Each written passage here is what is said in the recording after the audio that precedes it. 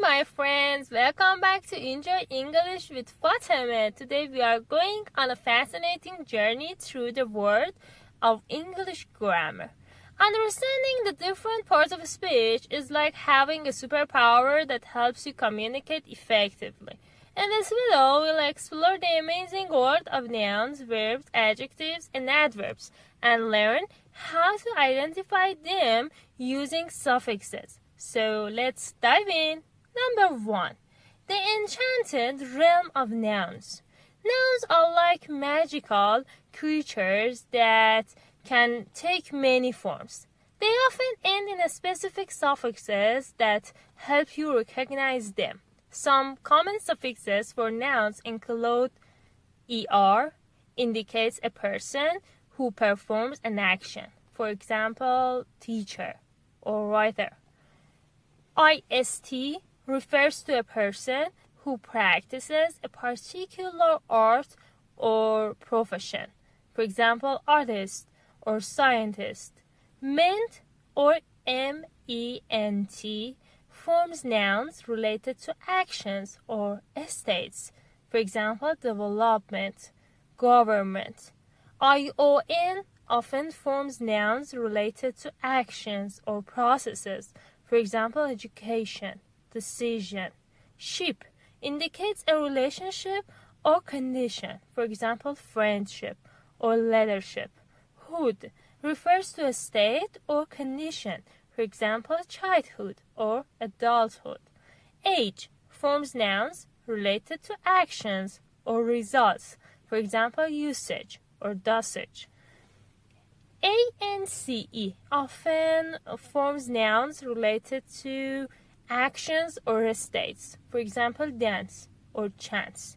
And the last one, ence forms nouns related to actions or states. For example, presence or absence. Try to identify nouns in sentences by looking for these suffixes. For example, in a sentence, the teacher is explaining the lesson. Teacher is a noun because it ends in er. Number 2, the dynamic world of verbs. Verbs are like action heroes that make things happen. They often end in specific suffixes that indicate action or a state. Some common suffixes for verbs include ate, form verbs related to actions or states. For example, create or nominate. Ize often forms verbs related to making something happen. For example, realize. And ify forms verbs related to making something happen or changing its state. For example, simplify or magnify. Ing indicates a present participle or a gerund. For example, writing or running. En forms verbs related to past participle. For example, taken or broken.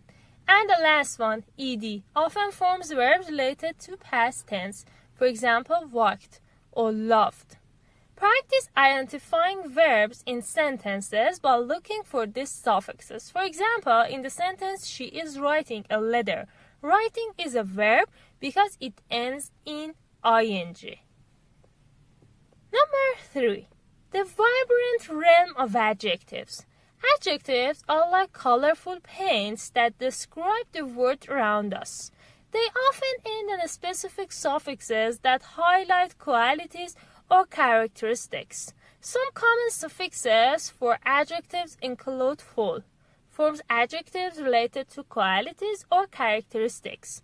For example, hopeful, thoughtful. Less indicates the absence of a quality. For example, helpless or careless. Able forms adjectives related to capabilities or possibilities. For example, capable or comfortable. Ous often forms adjectives related to qualities or characteristics. For example, famous or generous. Ic forms adjectives related to qualities or characteristics. For example, graphic or logic. AL often forms adjectives related to qualities or characteristics, for example, rational or musical. IVE forms adjectives related to qualities or characteristics, for example, creative or active. Try to identify adjectives in sentences by looking for these suffixes. For instance, in the sentence, "The beautiful sunset was breathtaking," beautiful is an adjective because it describes the noun sunset. Number 4. The adventurous word of adverbs. Adverbs are like navigators that guide us through actions and descriptions. They often end in ly and modify verbs. Adjectives or other adverbs, for example, quickly, modifies the verb run in the sentence "she runs quickly," or loudly, modifies the verb sing in the sentence "he sings loudly," or for example, wisely, for example, "she decides wisely," or rapidly, vigorously, and this kind of examples. Practice identifying adverbs in sentences by looking for the ly suffix. For example, in the sentence "she sings beautifully," beautifully is an adverb because it ends in ly and modifies the verb sings. Number 5.